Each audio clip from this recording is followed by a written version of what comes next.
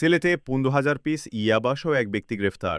সিলেটের গোলাপগঞ্জ থানাধীন শ্রীরামপুর বাইপাস এলাকা থেকে ১৫,০৩৯ পিস ইয়াবাসহ মোহাম্মদ আনোয়ার হোসেন নামে এক ব্যক্তিকে গ্রেফতার করেছে র্যাব-৯ সিলেট। শনিবার ৯ আগস্ট রাত ৮টা ৪০ মিনিটের দিকে র্যাব-৯ সদর কোম্পানির একটি দল মাদকবিরোধী বিশেষ অভিযান পরিচালনা করে তাকে আটক করে।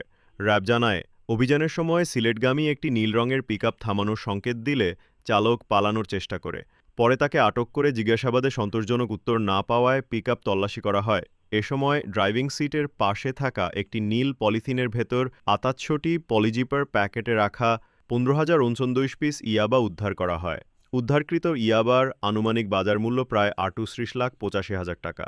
গ্রেফতারকৃত আনোয়ার হোসেন সিলেটের বিয়ানীবাজার থানার পৈল গ্রামের মৃত আব্দুল বারীর ছেলে। তার বিরুদ্ধে মাদকদ্রব্য নিয়ন্ত্রণ আইন ২০১৮ সংশ্লিষ্ট ধারায় মামলা দায়ের করে গোলাপগঞ্জ থানায় হস্তান্তর করা হয়েছে।